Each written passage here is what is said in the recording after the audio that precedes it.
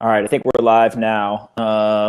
Hey guys, Anthony Papliano with Full Tilt Capital here with Nathan. Nathan is the founder of Hardbound, which is a full tilt portfolio company. We're essentially just going to have kind of like our regular meeting, and we're going to do it on live stream. You can comment over in the on the right side here in the chat if you want to give us feedback or ask questions, etc. But Nathan, why don't you just start with sharing some background, kind of, who are you, what's Hardbound, and give us an update of kind of what you guys have been doing for the last. Yeah, totally. And I want to say before we dive into this that I promise to do my best to ignore the fact that this is being live streamed and recorded. That's the goal. Except for if people, have a question in the chat, that would be amazing. And also, if you're someone that I know, like, oh, it's Ryan Hoover, how's it going? I was gonna say, like, if it's someone that I know, like, you should say hello. Of course, Ryan's the first one. Yeah, that's awesome. Oh, and Eric, oh my God. Can we get them in the video? Would that be too weird? Oh my God, that's so funny. Yeah, it just said 11 or 12 or whatever, and it's like a number and it doesn't mean anything, and then it's like, oh, my actual friends. This is great. Yeah, so I mean, I know that there's 14 people here now, and I'm guessing that there's some of them that don't have a lot of context on Hardbound. I won't go into it for too long, but I feel like I'd be remiss if I didn't. So just for the basics, Hardbound is a new format for reading. And it's really designed for phones, and it's designed to be a lot more engaging than scrolling through text or watching video, and also a lot cheaper than creating video. And the way it works is it's really sort of somewhere between like a slideshow and a graphic novel. So it's got elements of there's photos and a lot of illustrations and all that kind of stuff. But, unlike slideshows, it's like telling real stories, and it's not sort of incomplete sentence fragments, and graphs and stuff like that. So that's the basics of Hardbound. We started September-ish of 2015, raised our first round of funding then, which was like a small kind of angel round. And then about a year later, that's when Anthony and Full Tilt invested. And, for the first, probably from that September until somewhere around March, we were really focused on the format. We wanted to make sure we got that right, because that's kind of like the foundation for everything else. It's almost like a basic research project of how do you create a higher bandwidth connection between someone's screen and their brain. And so we spent a lot of time on that, and we made example stories, but we weren't really, our goal was not to grow an audience. The point of growing an audience was just to get data, essentially. And so once we felt like we had that data, we went through a whole crazy thing that summer where there was a almost acquisition, but then turned it down. And then there was a almost fundraising round that we did not succeed at raising. And so it was kind of distracting that summer. And actually things got kind of bleak in summer 16 for Hardbound, where we had about 4 months of cash left.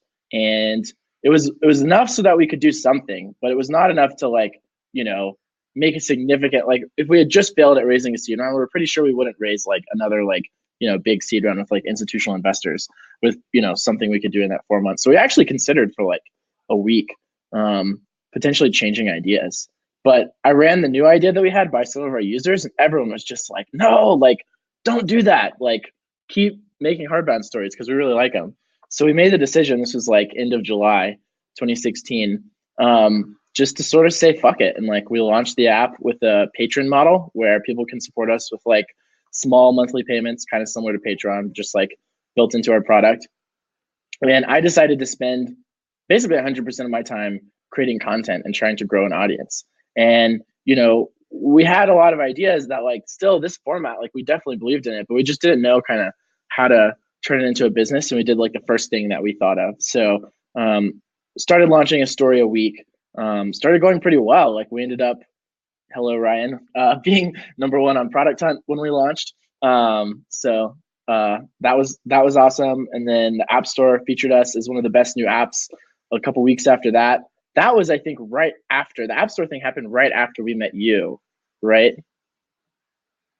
Do you remember that, Yeah. being a thing after we? Yeah. I think literally we signed papers, and a week later, all of a sudden you pinged me. You're like, hey, so this is cool. Yeah. Just sort of yeah. I was like, oh, you're featured in the App Store. Yeah. Did you have anything to do with that? I did not. I never connected those dots until now. I We did just, not. we sign the papers with you, and then we get an email from Apple. Don't know what happens. No, Pomp is nice. mysterious. Yeah. Conrad, how's it going? And Daniel. So one of the things I think is really interesting, right, is like obviously probably another conversation for us to dig into like the psyche of that fundraise and you know, only taking $100,000 from us as kind of that pre-seed round.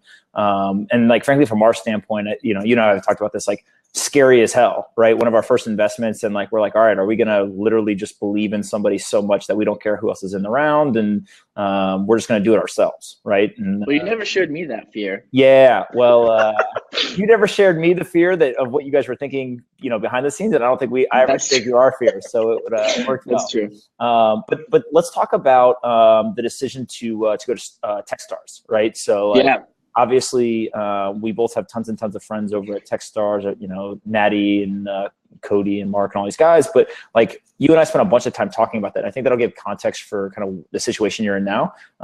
Like, how did you originally find TechStars? How did you start to think about possibly going there? And like, what were the pros and cons that? So like, one of our very first angel investors, a guy that I've known for like a long time, and it's just awesome. His name is Dan Putt, and he recently moved to Boulder and knows the TechStars people here really well. And he knows Natty specifically, who's the MD of this program. And he said, hey, you know, I love Natty. I think TechStars Boulder is awesome. Have you considered it? And at first, you know, we're like, well, we're kind of trying to raise like a seed round, like maybe like $1 million-ish bucks.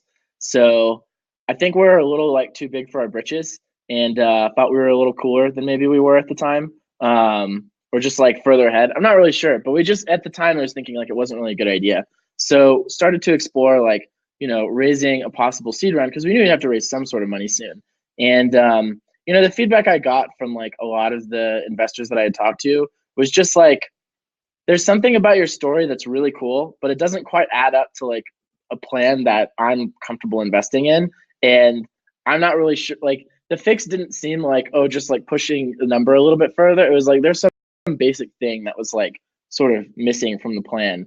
And I think that's probably not atypical with things that are, it's funny because like people think of Hardbound like a consumer app, but I think of it more like basic research. Like, again, like the core innovation of Hardbound is this format that we believe creates a stronger connection between your screen and your brain.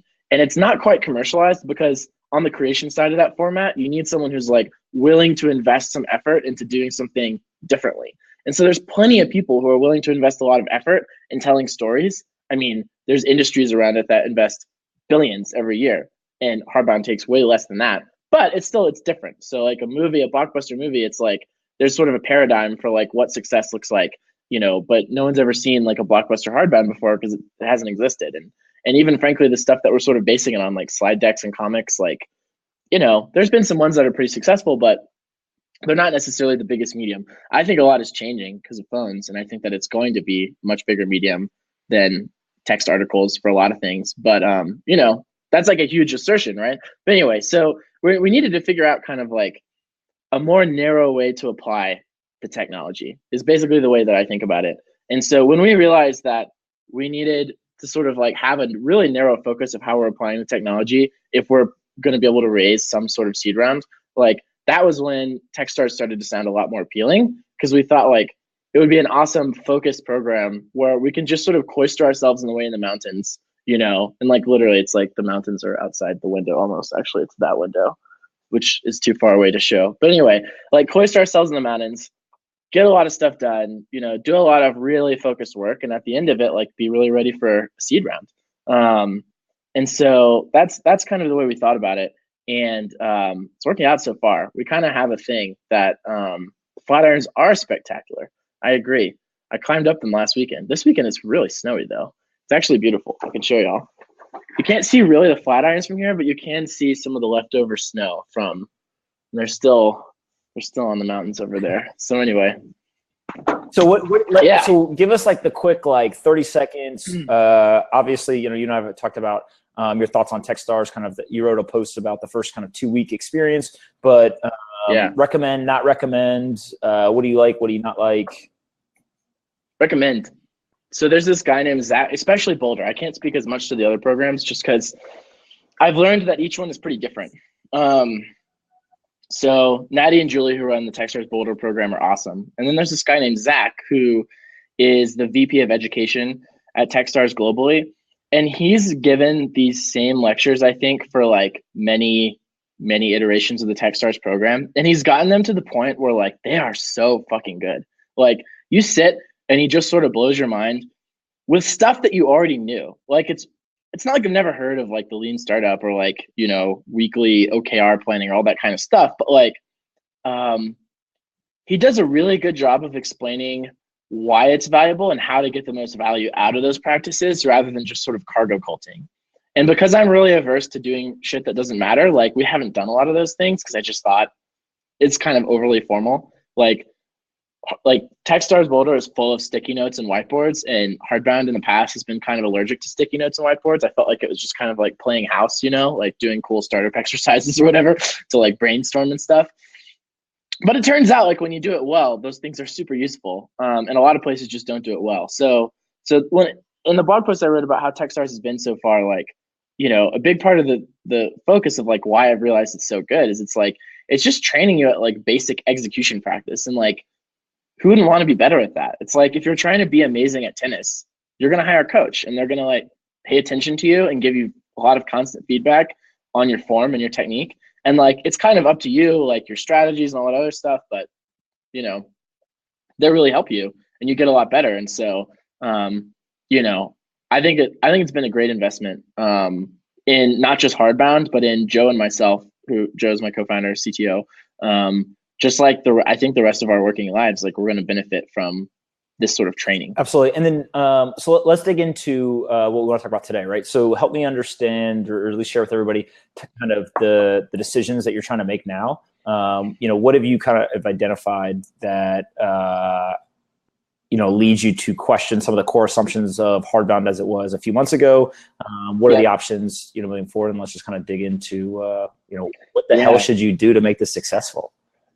Yeah, and I just want to flag this is the part where it's really very hard to ignore the fact that this is being broadcast and live streamed. And I just want to flag the fact that I'm not going to be super polished at explaining what it is. And anyone who's been in the early stages of an idea understands how fragile they are and how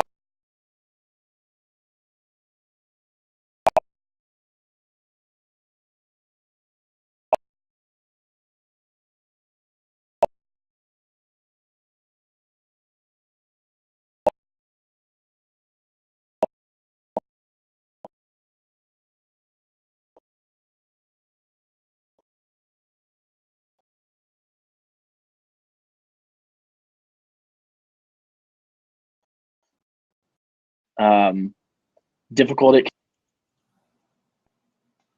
be there. Nope, I got you now. You broke up just a little bit. We're back. All right, cool. The other thing I'll call it is like Nathan was the first person I asked to do this because he's the most transparent, like honest founder that we have, and just like, yeah, so this is what I'm thinking. This is the good, the bad, the ugly, and I need help. And so I think that you'll be good at this. But all right, so what were the core assumptions that you think maybe now might not have been correct, or at least like you're thinking differently about since you started TechStars program? And let's go from there. Yeah, and by the way, your video went out. Can anyone else see? Can you see my video? Can you hear me? I can see you and I can hear you. Okay, it's just your video. All right, I can see myself. I don't know. Okay, Conrad can see both. Thank you, Conrad. Yeah, so here's the thing. Like, we know that our format's really good. We know that part of what makes it good is the fact that on the other end of it, on the creation side, someone designed it. Like we've tested versions without design. I can hear you, but only see Nathan. Oh no.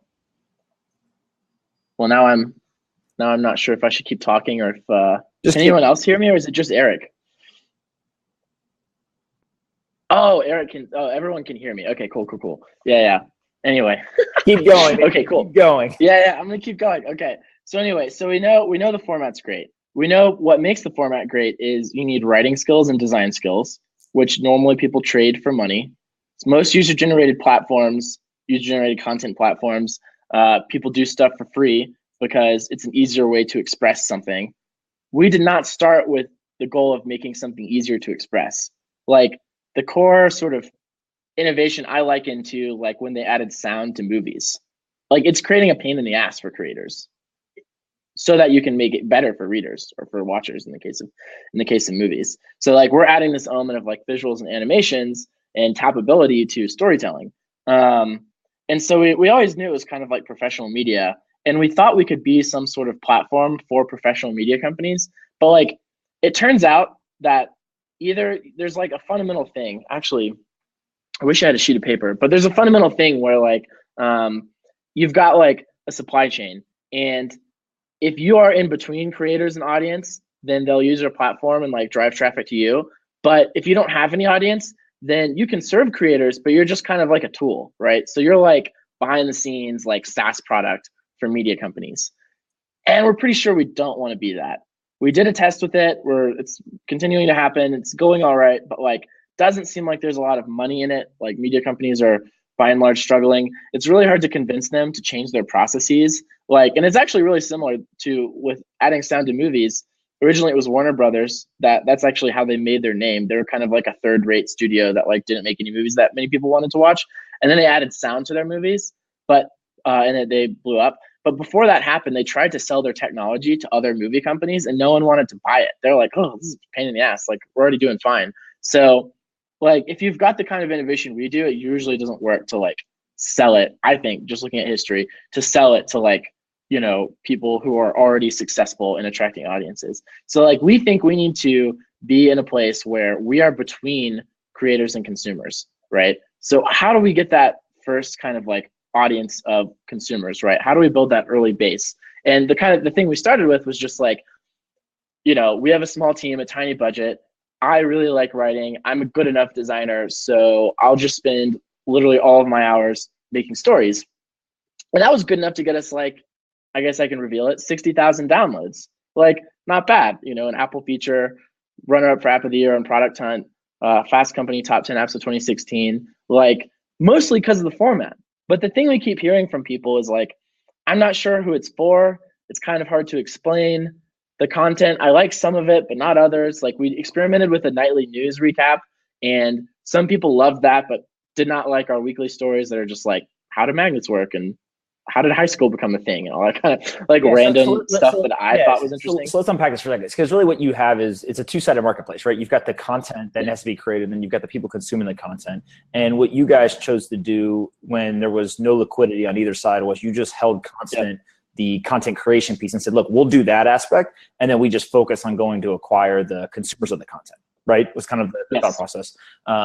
Exactly. When you did that, I think through conversation, you know, I've unpacked that you didn't know what type of content was going to resonate. It just kind of all fell under this bucket of like intelligent, interesting, different content you can't find anywhere else. And then it's in this really cool format, right? And so you started doing everything, right? And I think some of the early stories, everything from like how high school became a thing or how Congress became a thing to, you know, now there's stories about CRISPR and, you know, all these different things, right?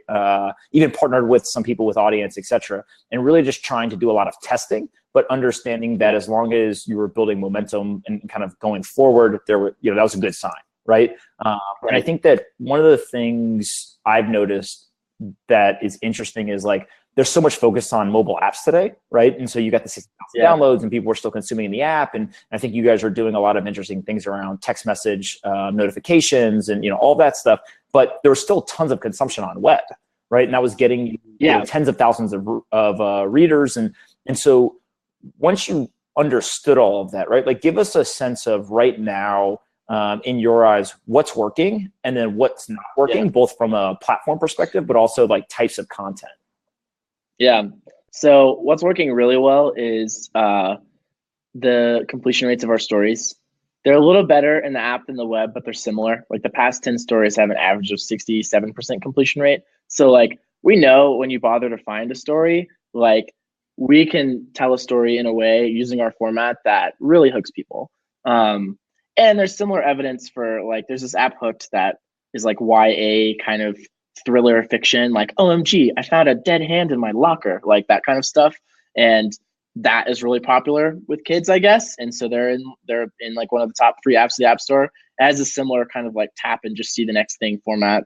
There's other big companies that you've heard of that are going to be doing similar things around this format soon. So like the format is good. The completion rate is one of the big things about it. We think the core thing we have is this element of visuals and animations. And that creates more work, but it also is a lot more engaging, just based on the research we've done with users.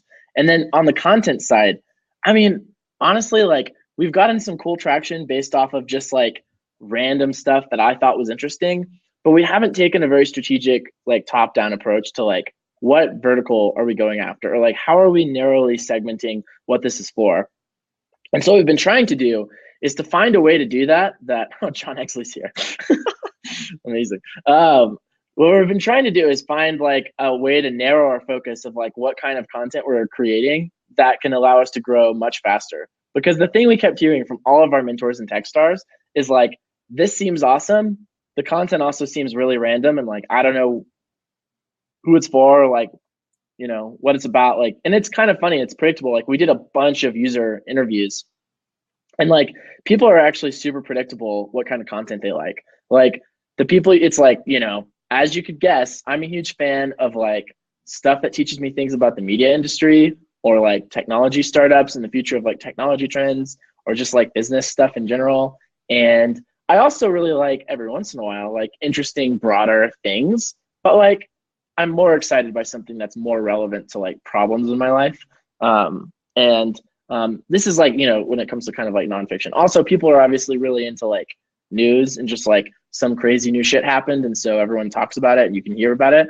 And then, you know, people are into sports and like all the other things they're into. But it's like all the things that you would think are the big categories. Like we really shouldn't reinvent the wheel when it comes to our content. And like if we're creating a really weird kind of content, then like chances are it's an art project. And I believe like the stuff we've made, like on some level is art. Like I'm proud of it. Like I don't know if it's fine art, but like, you know, it's cool. Like I like it. But like at the end of the day, we're also trying to create a business and we're sort of in the messy like business of art kind of thing. But anyway, so we've been trying to find the feedback we got going into TechStars and the thing that was kind of in the back of our minds for a while is like, if we're going to be, you know, doing a lot of facilitation in the early days of getting the supply side of our platform running, like we need to start with something that's like a little more focused. And so the thing I'm pumped about is I think we have something that is the right level of focus now. And so there's like, you know, we could do something like just for like product managers. And I think it'd be really hard if we built around a brand around like product manager content to escape that. Like maybe we could, you know, grow into other kind of adjacent verticals, but like that's actually really tough. And I think something that a lot of people throw around too glibly is the idea of like, you can start super narrow with one thing and it's just so easy and trivial to expand. And like, it's really hard. And I think if you look at the examples of like Amazon and Facebook, like Facebook starting with Harvard or Amazon starting with books, it's actually more the exception than the rule. And a lot of times you start with something and then that's just the only thing you ever are. And that's fine. But like, you need to be cool with the fact that that's what you are. And I wouldn't be cool with the fact that Hardbound is like, you know, advice for product managers or some like really specific niche group, you know, or like, you know, romance novels. I guess in Hardbound that could be kind of scandalous, but thrillers or something, some other genre that like I'm just not a fan of. Cause like, and this took a lot of personal, like emotional reflection and conversations with my co-founder, Joe, is like, what does success look like to us? Like, do we just want to have a business that makes money? And like, honestly, the answer is no. Like, we're more constrained than that. Like, we have a certain type of thing that we want to do. Like, we want to see people learning and becoming better people because of our product. And if that, we don't feel like that's happening, it's fine if there's some stuff in there. Like, it's cool if like Hardbound's a big thing and there's like a thriller section of it. But like, I'm not going to start like the thriller company. Like, it's just not something I'm excited enough about to do a good job at. And I'm not excited in the abstract by running a large company. It actually sounds kind of horrible. And the only reason in my mind to put up with it is because you love what you're doing, you know? So yeah. Different founders have different reasons for starting companies. One of the things I remember you specifically saying, like early on, right? You know, one day we'll tell the story of like exactly how we decided to invest and all that kind of stuff, because it was very quick and decisive. And I think scared us and scared you a little bit, right? But in one of the early conversations after we had agreed to invest was we were sitting at a coffee shop, and I remember there was a couple people sitting around the table, and you were talking, and like you just went off on this whole tangent, and you dropped this line of like, yeah, and so then once we get a couple million users, we're going to do like X, Y, or Z. And I remember like taking a step back and thinking to myself, like, this dude doesn't even have 100,000 users yet, and he's already talking about like, you know, high single-digit millions, tens of millions of users, and there's just no question that he's going to get there in his mind. But it's trying to figure out how to get there, right? And now with what you're doing, what's funny is I don't even remember that. Yeah, I don't remember saying. I remember you said it, and I actually tweeted it out like afterwards to remind myself that you said it. And now I think what you've figured out is it's this 90-10 rule, right? 90% of the content that somebody wants to see is things that are familiar, right? So they're still learning, it's engaging, but it's about topics that they're familiar or interested in. And there's that 10% that is, you know, it's interesting, or it's like intellectually, you know, stimulating or something, and it might be just outside of their normal day-to-day interest, but that can't overwhelm them with everything, right? And I think what you're getting at here is like the current content on Hardbound it's hard to categorize it as one specific thing, right? And so as you and I have talked, like, you know, I think we've tried to throw a net over this thing, and even say, you know, Hardbound is where people go to get smarter, right? Or Hardbound is, you know, where smart people go to learn about cool things. Like it feels that there's something there, but it's also trying to be more specific about, we have this offering, it has X value, and it's for Y people. And if you start there, but you understand that eventually that'll evolve over time, you know, like that's what you're hitting at here, right? Is what is that initial kind of landing spot for not only the product, but also the audience. And then once we understand that, then you can grow it out, you know, over time as you get better and better at, you know, some of the back end of this of creating content, targeting it, et cetera, right? Totally. So the thing that we kind of did is just talk to our users and looked at our data and thought a lot about like, you know, what are the things that are working for us now, and like what works about them, and like can we just hone in on that like really narrowly? And there's a lot of different lenses you can use to look at it, but one of them that occurred to us is like, you know, what is it based on?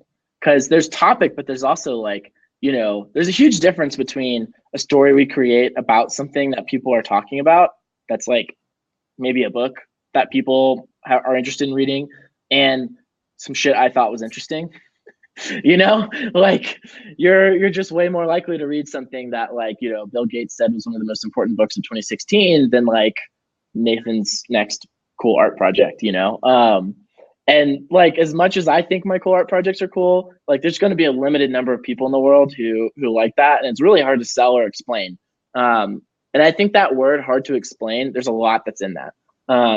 So the thing we realized is we realized we've done 6 Hardbound stories that were in some way based on books. And out of our top 5 stories, how many would you guess are based on books? Top 5 performing stories. What does everybody think? Type in the comments real quick. I think I know. We can make it. Let's see what everybody thinks. John thinks 4. I don't know. Maybe nobody else is paying attention. Alex likes 4 projects. All of them. Yeah. I think it's 3. 3 of the 5. It's 4. 4. Ah, John Exley. Yeah. John Exley wins the day. John Exley wins every day. Let's not kid ourselves. John's a Patriots fan, but we won't go there. We'll leave that off the table today. No, everything except Fire. So what is Fire is our top performing story. And then after that, actually I can find the graph. Yeah. But there's not a lot like that. Like that's not super replicable. We could do science, but like when you start actually thinking of what a bunch of other science story ideas are, it quickly becomes like, well, that gets kind of a little too technical, you know? I'm trying to find where I pasted that. I had an image that was like the top 5 things. I wonder if I can paste images in here. We'll see. But anyway, yeah. So like, oh, here we go. Okay, I'm gonna see if I can paste an image into the chat. See you, Ryan? I cannot paste an image into the chat. Oh well. But anyway, so we just realized like that's kind of a way better angle, like the Hardbound review of books. Oh, Ed thinks like more discover more CRISPR. Yeah. So like that's another example of a science one. But I'm certain that there's going to be a best-selling book coming out soon, if not there's already one about CRISPR. It's like we can cover all the same topics. It's just through the lens of something that is like a best-selling book about it. And that way we can like cover the book, and we're sort of like almost like Wirecutter for books in a certain way. And it should feel, if you're a fan of Hardbound, it'll feel very similar. But if you're not a fan of Hardbound, it'll be way easier to understand like why you might be interested in this. How much of this though is driven like a book, right? So if you think of what a book does, one is somebody's taking the time to research it. Somebody's taking the time to structure the like narrative around the content, right? And then somebody has, either as the author or just that topic, already has a built-in audience, right? So how much of this is like you're able to leverage some of the more granular work, right, that they've already done, and you're just kind of piggybacking off of that, right, initially to help you know, streamline the efficiency of creating the story, also the built-in audience, tapping into that, versus you just think that there's not enough book discovery, you know, mechanisms or platforms out there? Yeah. So I don't think a lot of our traffic, it'll be really interesting to see, but I don't think we should position it totally as like a book discovery tool. I think it's just like cool stuff that's all based on books. And so if you want a taste of all the most interesting, new, and maybe some old nonfiction books that are coming out that help you understand the world better, help you become a better person, teach you interesting new things, tell you interesting stories, like Hardbound is a great place to get these like short visual 5-minute kind of like tastes of what that book is all about. Yeah, seeing it's the 10x more Hardbound stories than books this year. 10 times more Hardbound stories than books this year. That's a bold statement, Eric, considering like, we're like 60 days in, but I like it. Yeah, and it's you know, I mean, I think there's a lot of demand for books out there just in the world, right? People know about books, they expect that they're good. You walk into a bookstore and you just like wish you had the time and attention span to like devour the whole thing, but you don't. Yeah, I mean, kind of Cliff Notes. I don't know if we want to do like full summaries though, you know, because like I think if you really try and condense an entire book into like a small thing, it just ends up reading almost like a somewhat expanded version of the table of contents, and it's super dry. And I think when people are reading books, what they actually want is not the facts, but the emotions. Like that feeling of like, oh shit, that's fascinating. That's what you actually want. And a fact is just a means to get you there, right? Sometimes you want facts, but really you want to. Yeah. So here's what's interesting is that I've talked with a ton of friends about this, right? Like I read a very, very large number of books, and I'm always like, man, I wish that there was a better way to just read kind of the high level, you know, here's the 5 takeaways of this book, and you don't even have to read the book because it doesn't really matter. But when you think critically about that, actually why what doesn't work is because it's the anecdotal story, or it's the like emotion like you're talking about, or there's this underlying reason why not only the like takeaway makes sense, right? So it just resonates with you, but 2, you remember it, right? So there's a whole like piece of the information like recall aspect of this. And I think what Hardbound does is, you know, even in the books that you've already done this with, you're not so much summarizing the book as you're using the book as an inspiration for the topic, and then you're summarizing that topic, right? And that's a very different, it's a small but important difference. And so walk us through, how do you think about doing that for, let's say, like drier content, right? So, you know, you mentioned Bill Gates earlier, right? And I'm putting you on the spot here, but take like guns, germs, and steel, right? So Gates. Oh, you could do an amazing Hardbound story about guns, germs, and steel. You're kidding me? That would be like the bet. We should totally, that just moved to the top of my list because I just realized how many people want to have read, you know, the old saying about like, I want to have read it, but I don't want to read it.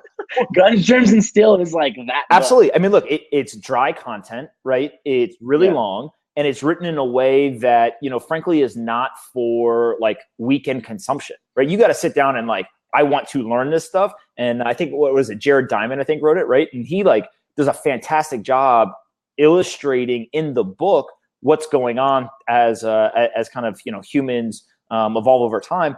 But that's the perfect Hardbound story, right? Because you can use the visuals, right? Somebody saying War and Peace, right? Ed said War and Peace, right? Like all these books that I think, to your point, people want to read, they're difficult reads, but if you can do it through the visualization, you get the high level takeaways, but also you get that emotional connection, information recall, et cetera, to have that same retention, right? Because I think that's what's missed out of these books. I also think the visuals really help with retention because I find myself remembering images from hardbound stories like all the time. And I can't tell you what I read last week in just plain text format because it just doesn't, visuals like burn. It's like, like, yeah, exactly. That's basically, I mean, that's kind of the idea, Eric, is hardbound TLDR for books. We just don't want it to suck. Like, we want it to have soul. And I feel like book summaries generally are a really attractive proposition. But when you start to read them, you find yourself bored immediately. Absolutely. And that's the opposite of what we want to achieve. And also, we can't, we can't compress the whole book into the thing. We're not going to pretend to tell you everything that's in the book. Absolutely. What do you think about this, right? So how much of this is dependent on working with the authors of the books versus, you can read the book yourself and then come away with here's the information, the visuals that I need. That's the cool thing. It's 0% dependent upon any coordination with any author. I think in a lot of cases, it'd be cool if we can get the author to promote it and drive people to their Amazon page and all that kind of stuff. But just, I think we should be more focused on our user growth because again, like we want to occupy that place in the middle where it's like we're between readers and authors or book purchases or whatever. Like if we're in the middle, that's the place we want to be. We don't want to be a supply chain thing for the author. So we don't need to coordinate because we're not plagiarizing. We're creating new stories that are based off of their stuff. It makes it a lot harder to do fiction books unless it's really like a critical review of the fiction. There's a blurry line between a summary and a review, and we're kind of somewhere in the middle of that. But the legal test for whether something is fair use is how much, like what percentage of the original that you've taken, whether it harms or like whatever destroys the market value of the original, and how much you transformed it. Like what new stuff did you bring to it, and what percentage does it feel new versus old? I think there's a fourth one, but I forgot what the other one is. But anyway, I think by all those standards, we're good. And like frankly, someone has to sue you, and if an author told us to take one down, we'd take it down. But like in most cases, like we're going to be helping them sell copies of their book and get their ideas out there. Yeah, you're promoting. So I think they're going to be really happy with it. And like part of our goal is to make them happy, but really we want to make users happy. Like we're definitely user focused. So I think it's really good though that we're not dependent in any way on any sort of coordination with like the original book publisher, writer, etc. Absolutely. And then how do you think about enhancing the experience, right? So right now today, it's kind of this slide by slide tappable content, right? That's text based with the visuals overlay, or the text is overlaid on the visuals. But as I think phones, right, become better at handling some of this technology, et cetera, like you could very quickly see how this becomes an animation with audio and it kind of accelerates, if you will, the experience. So now I don't have to tap, like I can literally just click and it's a 3-minute video and it explains to me, Gunstorms and Steel or whatever. Like how much of that do you think plays into the way you create the content today versus you staying focused on this is what we're doing right now? And yeah, maybe that's something that happens in the future, but we're not going to worry about that till we get there. Yeah, no, we definitely always want to be pushing the boundaries of creating the best possible reading experience given the technology that we have. So we're certainly going to be experimenting with all those things. And I think we'll take the stance of like, and I think a big part of we don't know what's right. And I think a big part of our early testing was like sort of the humility of like, we've got some ideas, but we don't know what's going to work. We think we have something that works. Doesn't mean we want to rest on our laurels. Like, if Twitter was always just 140 characters of text, it would have sucked. They had to add links. They had to add polls. They had to add image previews of articles, GIFs, all sorts of things makes Twitter much better. So we never want to stop innovating on the format. And like, look, the long-term vision is not, book summaries. It's to create this new medium and to make it a part of your life so that, you have this thing where you can, when you pull out your phone, because you've got 5 minutes, you have a place to go where you can like learn something and become a better person and experience like a story that means something to you. And I think that people want that a lot more than what like Facebook or Twitter or Instagram or Snapchat is offering, or at least in addition to. Yep. I think at least like deserves to sit up there in the lineup. And we want it to be a premium thing. So we want it to be like, you're paying us a little bit a month to access all of it. You can get some for free, but that enables us to be user focused rather than advertiser focused. And that's obviously a huge problem in media right now. And that's another thing you're asking about, what works. That's working really well. And maybe I should, I don't know what kind of details I should go into on like whatever, like conversion rates and LTV or whatever, but let's just say it's working. Absolutely. Well, so even though our content is not, growing as fast or whatever. Yeah. Well, yes, Eric, we can see your questions. Let's do this. I think that one of the interesting things for people to hear is walk through the execution of a story, right? Because I think that a lot of people, it's just a black box, right? Hey, all of a sudden this cool story shows up and I get to read it and it's awesome. But how do you go about researching the story? How do you go about actually creating the content? What's the tool that you've been, that you've built on the back end there? And then how do you actually monitor or measure the success of those tools or the success of the stories as you post them? Yeah, so it starts in Keynote. Well, actually, it doesn't start in Keynote. It starts in we use Dropbox Paper. We also made our own tool, our own writing tool, but ended up just using Dropbox Paper. Good thing we didn't invest a lot of energy in our own writing tool. But anyway, so it starts with sort of like a screenplay where someone says maybe we could do this story, and then we figure out what the angle is and what the basic outline is, and that's kind of its own step. And then you go into writing it where it's kind of like just writing normally, but in bullet points. And then you usually note down what the ideas for the visuals should be in the story. And then maybe there's a second pass where you kind of edit it and give a lot more detailed thought to what the visuals should be. But we call them screenplays because that's really what it is. It's it's a script almost, because it is visual storytelling. So if you just try and copy and paste paragraphs into Hardbound, it wouldn't be very interesting. It needs to be somewhat inherently visual to hold interest. And so then we go into Keynote and you just literally go line by line, all right, what does it say slide 1 is?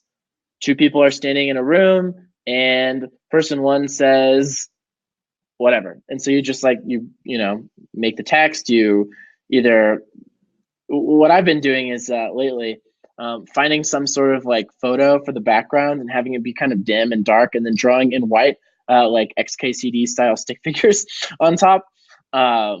But we actually just hired, or we were doing a kind of a trial run project with a designer who's awesome, and he does a lot of great illustrations and stuff. So he's going to kind of elevate our visual game and also just increase the quantity of stories that we're coming out with by a lot. So anyway, so then when Keynote is done, we export it to a video file, and then we upload the video to our website.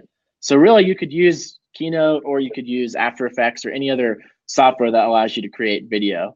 And when you upload the video to our website, it parses out what the sort of slides should, the stopping point should be. And the player is actually just a video thing where you tap and it plays to the next stopping point and then pauses itself.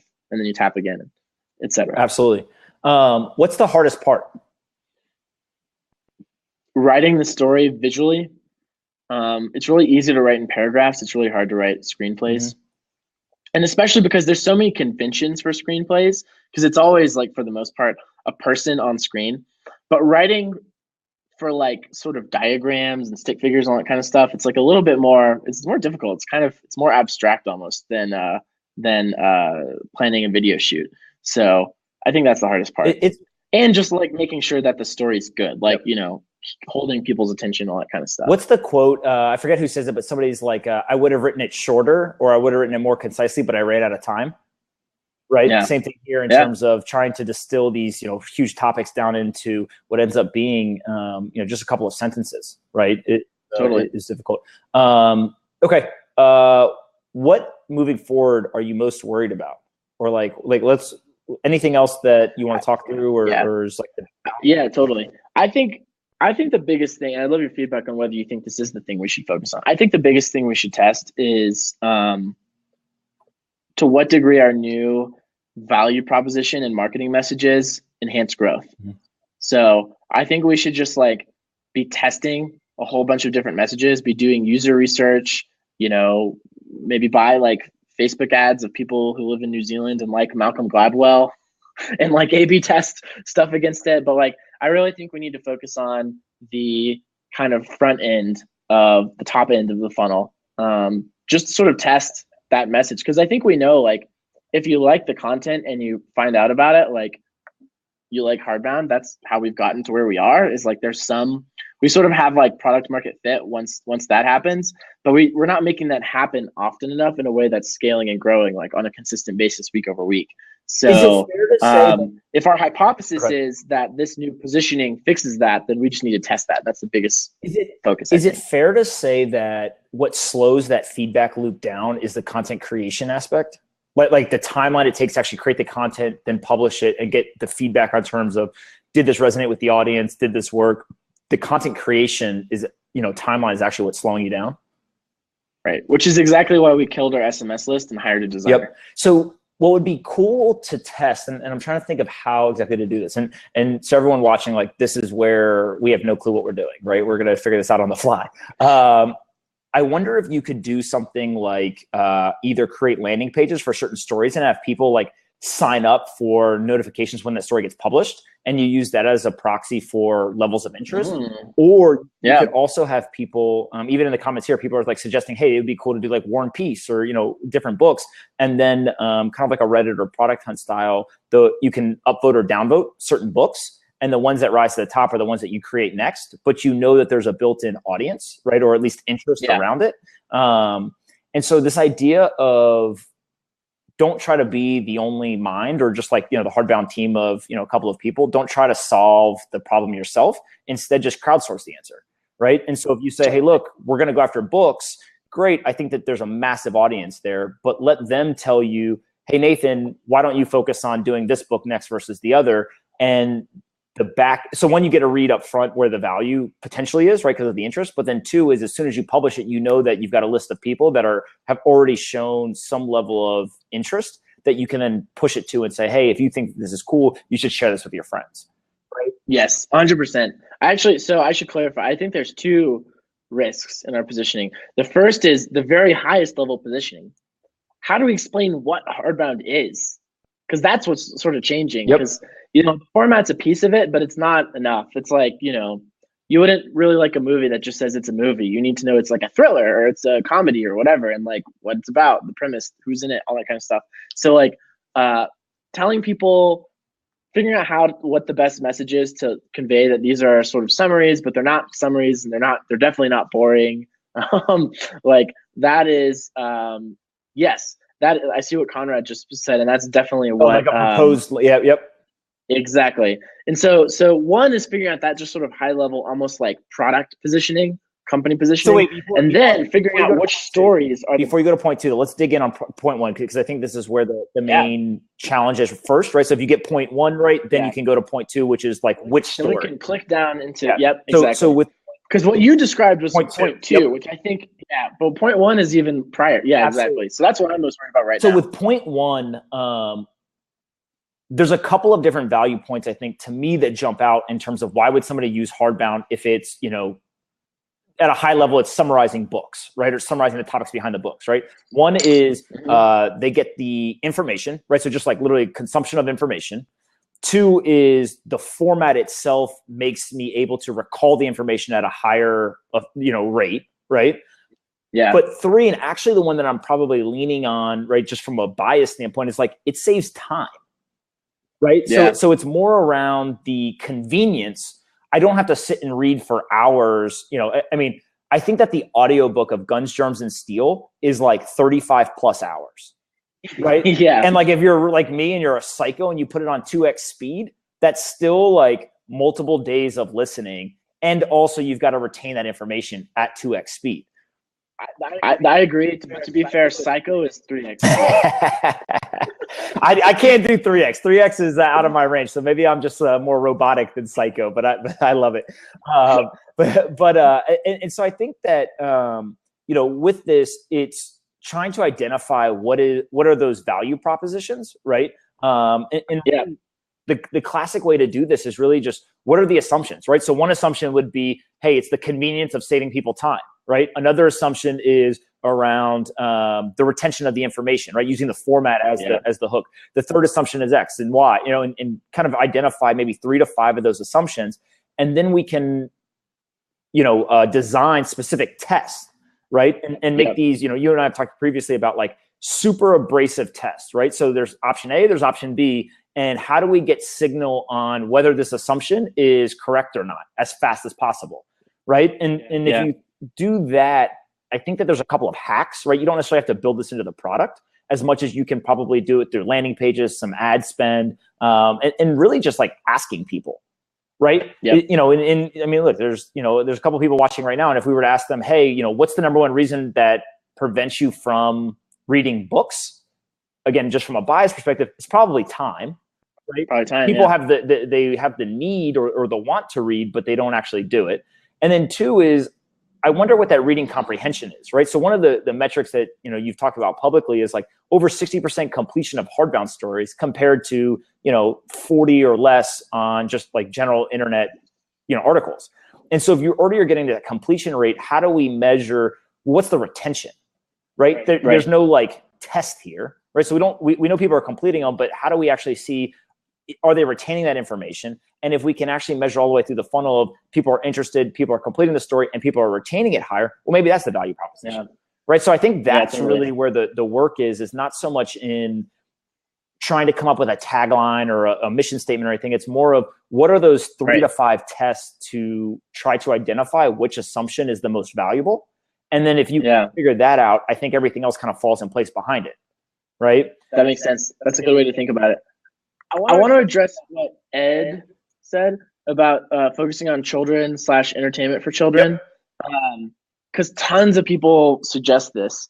And I have a theory on it, which is that it's very easy for a big company to open up a brand around kids stuff. Like YouTube Kids app works really well, but it's very hard to build a brand around being a kids thing and then go expand up market. You kind of have to start over almost from scratch. And I just don't really know anything about it and wouldn't be super pumped for that to be like my whole thing. I just, there's that kind of irrational, like, it's like you're at the store and you look at a bunch of shirts and you try on a shirt and you're like, I wouldn't buy that shirt. But to be fair, right? I think what you're talking about is if you can find, let's look at it kind of as a vertical stack. If you can find what resonates at a high level for, quote unquote adults, right? Usually probably iPhone, right? So all of the socioeconomics that come along with iPhone users and things like that, it can permeate down to eventually there is a kids section, right? It's just like, that's not your core competency. You would probably have to bring somebody on who understands that, who has a desire to build for that, et cetera. But I think that identifying that high level is where the value is right now, right? Yeah. Hey, look, there's this Q&A section at the bottom. I didn't even realize that was a thing. When Eric, when you asked earlier, I thought you meant like the chat when you said, "Can you see our questions?" Oh man, wow, there's all these questions here, man. We're such amateurs. All right. Anyway, do we want to roll through these before the hour's up? Yeah, let's answer a couple. Ready? The first one's for you. What is full, 2 votes what on is that. Full Tilt's investment thesis, and how can Hardbound help prove or disprove that thesis? So Full Tilt, we write 50 to 100K checks super early. When I say super early, like idea stage pre-seed is the sweet spot. We'll go up to the seed stage, but really idea and pre-seed. At that stage, there's very, very little data on companies. So really we're focused on 2 things. How big of a market opportunity is there? And then who are we investing in? So it's more about the people and the founder. I think that with Hardbound, our thought process was really 2 things. One was, I'll tell a story real quick. So I met Nathan in person. We had this event. Nathan came a few minutes beforehand. And I remember there's a bunch of people standing there. You were talking about what Hardbound is. And you just were like, you know what, screw it. Like, here, just look at it. And you handed me your phone. And I like clicked through a couple of times. And immediately I just realized, I was like, it doesn't matter what content he puts through this content type. This idea of like, every time I tap the screen and it forwards to the next page, it's just a dopamine release, right? And so I'm getting rewarded every time I tap the screen, almost like, this like habit forming design, but it was built into the actual interaction with the human and the screen rather than the content having to be engaging, right? And so immediately it struck me as like, if the format is engaging and then you put engaging content through it, like this can be really, really powerful, right? So that was the first thing that jumped out at me. And so as soon as that happened, the more that I listened to Nathan talk, it was, we want to create a different type of storytelling that is specifically designed for the mobile phone, rather than porting existing stories or articles and then just trying to fit them into like this little screen. And I think that was really interesting. And frankly, from a personal perspective, it was one of the things I asked you. You were like, look, we've got cool content. It's just, how do we get more people? Right. And so there's this like big growth challenge. Right. And so I think that the two things really were like, is there a world where if you create content specifically for a mobile device, you can build a massive audience and teach people? Right. So that was really intriguing. And then two was like, he can create content. And if I can help them actually grow the audience base, then this could be really, really valuable, not only in terms of from a company perspective, but also it could have an impact on, millions and millions of people who are able to get this knowledge. And so, so far, so good. Hopefully Natty and team at TechStars are helping accelerate that. But yeah, I think you're the only app we've had that's been featured in the App Store so far. So that's good. That's cool. Yeah. So all right, so that's that question. Cool. Number 2. Yeah. Is the growth skeptics question. So we launched the app in September, and growth was like, basically we'd get these like things where someone big would promote us, like we get press, or like we'd launch a new thing, or like the App Store would feature us and go way up, and then it kind of goes down a little bit, but like we don't lose all the users. It gradually kind of goes down. And so then like the cumulative effect of that is that like there's still a lot of people, like now when we launch a story, our baseline of like how many views it gets within the first like day is pretty high. I mean, we don't need a lot of viral shares or anything. Like we just have like, a base of people that really like our stories that have found us over time. But I think, this is one of the reasons why we're focused on narrowing and what kind of content we make, and like being better at being sort of I guess more market driven in the kind of demand, in the kind of content we make, is because like that's sort of the problem, is like we have this thing that's like this really cool format with some content that some people really like, but is also just kind of random, and there's not a huge market for it, and we haven't been able to grow the market for it as much as we sort of hoped to. One thing break down, as long as you're comfortable with it, right? We haven't talked about this yet, but break down the difference between the consumption in-app versus on web. And I think that it's really interesting how certain stories people feel very compelled to share. And so there's tons of consumption outside of the app. And it's very similar, I think, to Twitter's like non-registered user thing, right? Versus the certain stories that get tons of readership inside the app from registered users that are used to Hardbound. Like whatever you want to share there. Yeah, I mean, it's really hard to find a pattern. Like some stories just do really well, and that's part of why we're kind of shifting, is like we're learning that on average the stories we do based on books do better. So that's like that's part of the thing. But yeah, I mean, like certainly one of our goals is like for the content to be shareable on the web and for people to read it there. But then there's a second goal, which we're starting to hone in on more, which is like there's a ton of people who have read like a couple hardbound stories on the web and maybe remember who we are, but like just we've never really asked them like, do you want to try our app? Like, so like we're shipping a A/B test of a new like story page that will help convert people from like one-time hardbound readers to like actual like reading other stories and becoming fans of hardbound generally. Got it. What what would be interesting there, and this is just top of mind, is on that page. I wonder also, you can push people to the app and like capture them as a registered user, etc. It might also be interesting to have them, if they don't want to download the mobile app, also just like, hey, sign up for an email notification or a text message notification that when we publish new stories, you'll get it right in your inbox. Right. So there's this whole idea of like, I actually don't think that tons and tons of people will continue to download mobile apps forever. Right. And so how do you capture that audience without forcing them to literally go to the app store, download, have a, click into a specific place in their phone, but more of go find where they are. Right. It's more of like a pull, but just something to think about. Totally. All right. Let's jump into Ryan, who left now. He said, you probably won't share who tried to acquire Hardbound, but why did you say no? Yeah, I don't know if I can't share, but I won't. I don't think there's an NDA, but it just feels kind of like, A gentleman never kisses and tells. Ah. Yeah, but it was a company, and we said no because the price was not right. That's short answer.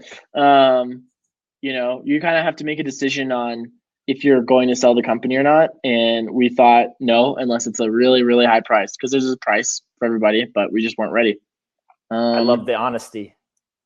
Yeah. Yeah, we're still excited. It would take a lot of money to make me stop working on Hardbound. And if you're selling your company, even if they say you're going to keep working on Hardbound, like, you never know. It's not in your control. So you have to be ready when you're selling it for the price that you're selling for you to lose the thing you have. It's gone now. In some cases that doesn't happen, but that's like a lucky upside. You can't count on that, I think, probably. Absolutely. When you sell it. I think that's fair. How effective were text messaging campaigns? Super effective, but it's just the cost. That was the only thing. We just realized, like, what's our bigger growth lever? Like, more and better stories or sending texts?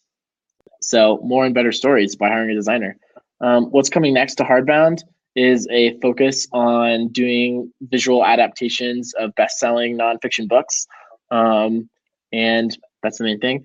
The next story, I don't know if I can comment on because I'm not supposed to.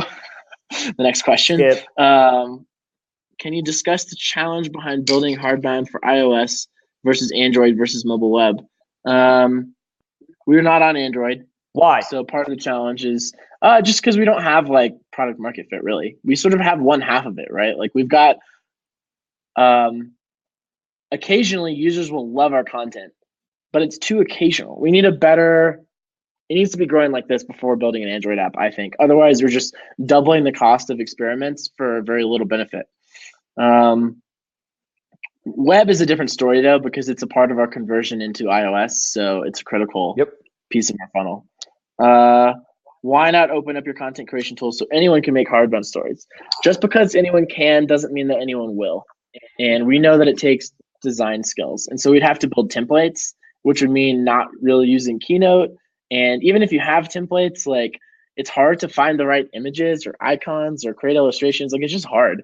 And so it'll be interesting to see what other platforms do that might have a more user-generated content approach to this. But the thing that we know how to do is the part with more visuals, and that's what we know works. And we've experimented with it other ways, and it doesn't seem to work as well. And I don't know. I think that's a unique space in the market that's important. And I'm just personally more interested in not begging people to spend their time creating things that they don't really want to create. I just seen a lot of platforms like, please create content. We'll make it easier and easier. And they end up in this death spiral, and like, no one cares and none of the content's any good. The other thing here too, right, is if you go to more of like a thematic approach that you guys have taken, it's a two-sided marketplace, content creation and content consumption, and you're holding constant the control over the content creation.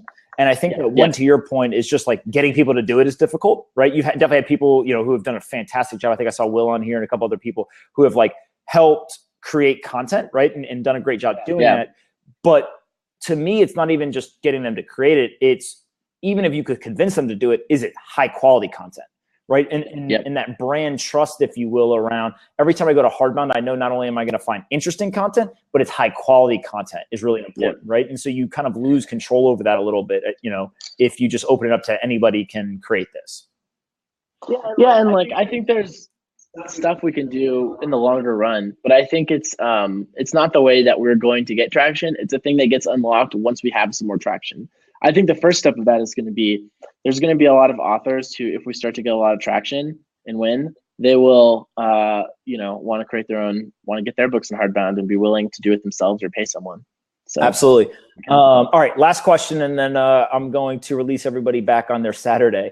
I feel like we're like keeping people here. What has been the most rewarding part of working on this? Right, every time I talk to you, you're always in like such a good mood, no matter how good or bad things are going. And I think that's just like you, like in your personality. But what would you say is the part that when you look back, if everything ended tomorrow, you would just say, you know what, I'm really glad I did that because. Yeah. I mean, the thing that I've learned, like, motivates me a lot is the idea that you can help people become smarter, better versions of themselves through stories. And I personally love that feeling. Like, it's funny. I was just realizing the first startup idea I ever thought of when I was in college was like Rotten Tomatoes for books. And when I was in college, I used to go like hang out at the Barnes and Noble next to campus and just look at the covers and like kind of read some. And I just have always bought too many books. Anyone who's been to my apartment like knows we've got too many books. And I just really like, and I love podcasts. I love going to movies. Like, I just really like that. I like high quality storytelling and learning. And you know, if I can feel like that I've contributed to that in some way in my life, then that makes me really happy. And I think there's a really exciting opportunity to bring new technologies to bear on that sort of realm of like high quality storytelling, and push it further than people have pushed it before. And not in an experimental, like we did a cool project sense, but in a like, oh, lots of people use this on a daily basis and it actually changes their lives sense. And so to me, that's the thing. And if it's not hardbound, it's going to be something else. But I feel like that's the thing that I'll always, in some form or another, be working towards. Absolutely. Oh man, I obviously am a huge fan, as you've seen, and I'm excited to see what you keep building. Thanks everybody for coming. I had fun doing this. This is the first time we've done it. Now that we know what the question section is, we'll have to do it again. I know.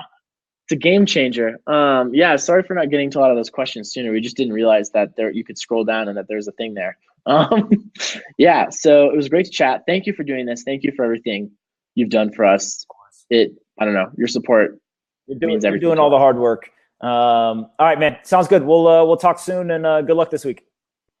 Yeah. Bye, guys. See ya. Bye.